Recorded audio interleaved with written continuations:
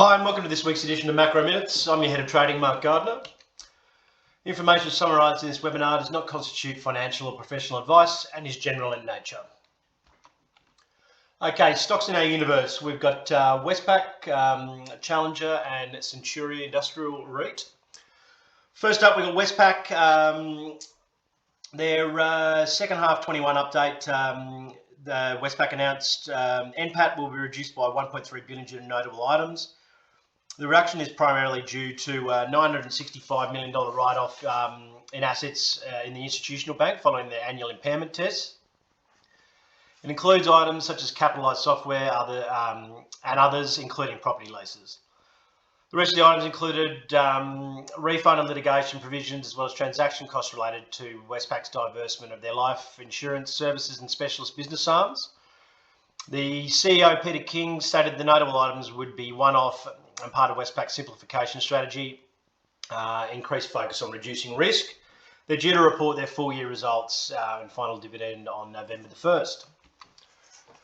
Next up, we've got Challenger. They saw Group AUM rise 3% in Q1 to 113 billion, which is driven by strong net inflows from their funds management business and book growth through their annuity sales and their Challenger Life business.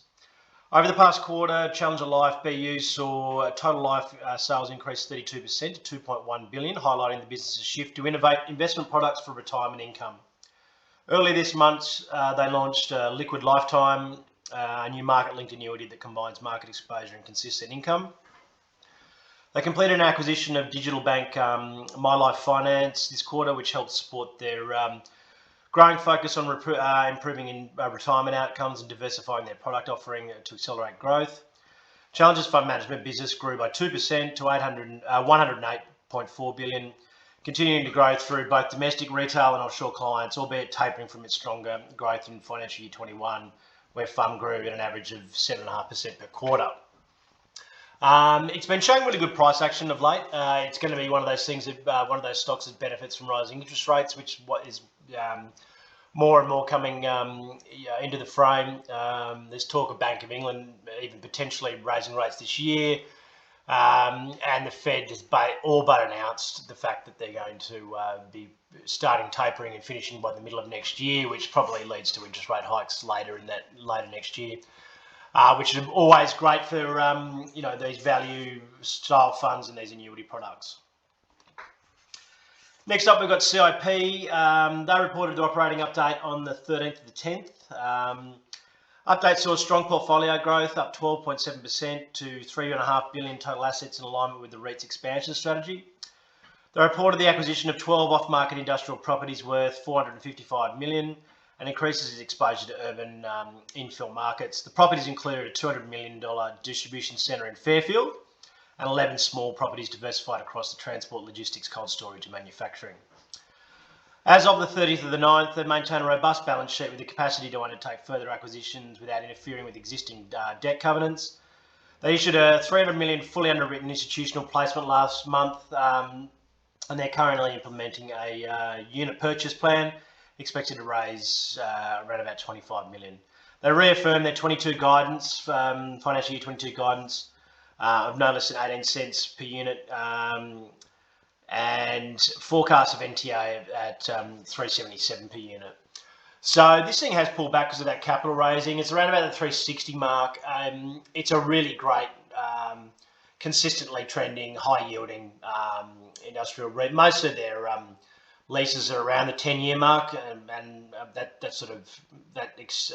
length lease is roughly more than 90% of their leases out there. So it's a great real estate sector to be getting involved in as businesses digitise and distribution centres replace shop fronts effectively. So I think it's fairly good buying down here around this 360, 370 mark. Has had recent highs around the 410, 415, and you would probably expect them to head back up there on top of the pretty good quarterly dividends. Rightio, we've got the trading stock of the week. This week it's Virgin Money UK. Essentially, this was an old trading wreck. We had on for about 3 or 4 months. We bought around about the 350 mark. We hit target price sort of mid-September, I think at 415, which is that high you can see there just recently. On the back of no real news, just it tends to be a touch thin sometimes, this stock. It really heavily pulled back and really hasn't recovered a hell of a lot. So it's still sort of sitting around in this support level around 361. The UK economy is going absolutely gangbusters at the moment. So to be honest, it's really the investment case for this stock's even more prevalent than what it was when we recommended it back in sort of May. So it's a really good buying opportunity. The UK is obviously fully vaccinated now, or through the 80% mark. They've got a little bit of an energy crisis going on, but obviously leading into Christmas, there's going to be a lot of transactional volume, and the employment rates and things are going to start to pick up. I think their GDP growth in the UK is around about like the 5.5% mark. So, so much so that the UK, the Bank of England, is looking at potentially hiking rates to cool the economy down. So I think this is a really great buying opportunity here.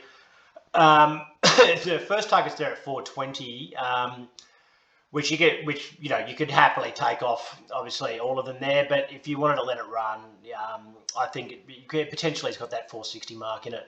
Risk reward ratio is around 2, very high conviction. Probably trade about 70% of your average clip size.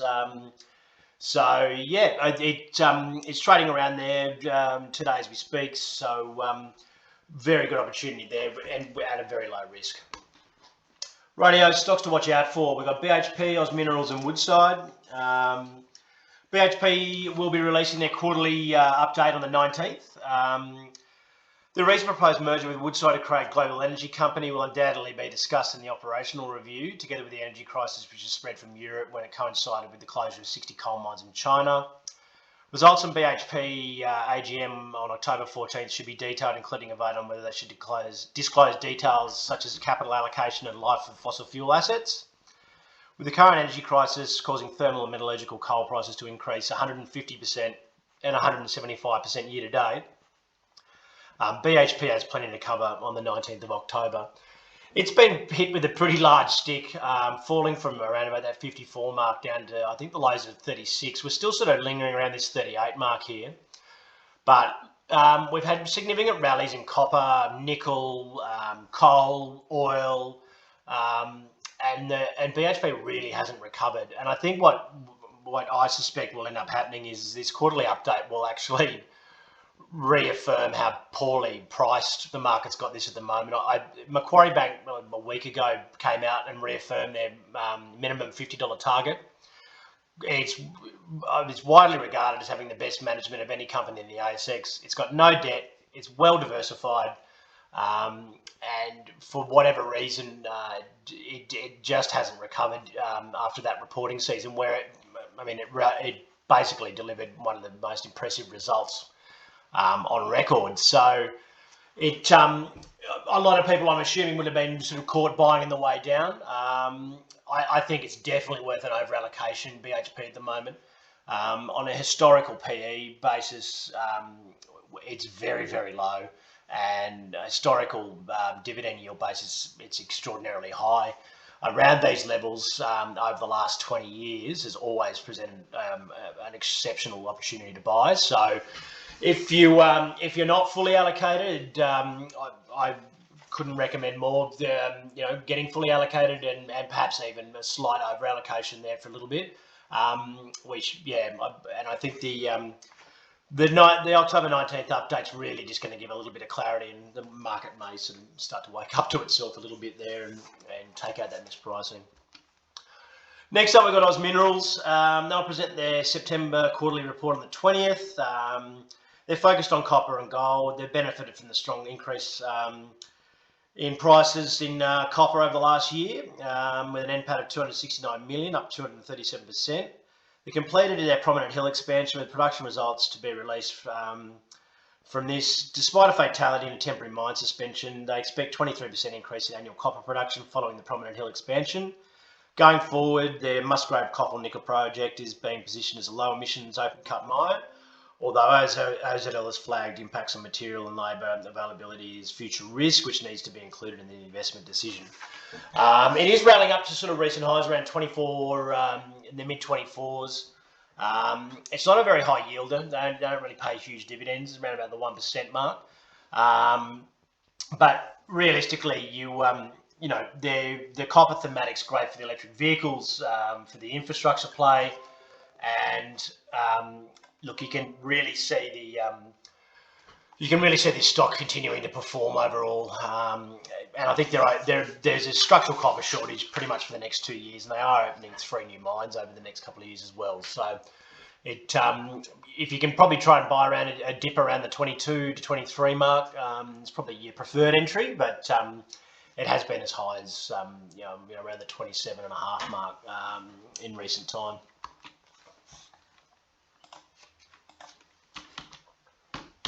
Next up, we've got Woodside. They're set to release their September quarterly results on the 21st. The current energy crisis and the subsequent effect on prices over September in oil and liquefied natural gas should be very favourable for Woodside. Their third quarter results, as well as their near-term future performance, with the crisis seeming to exacerbate.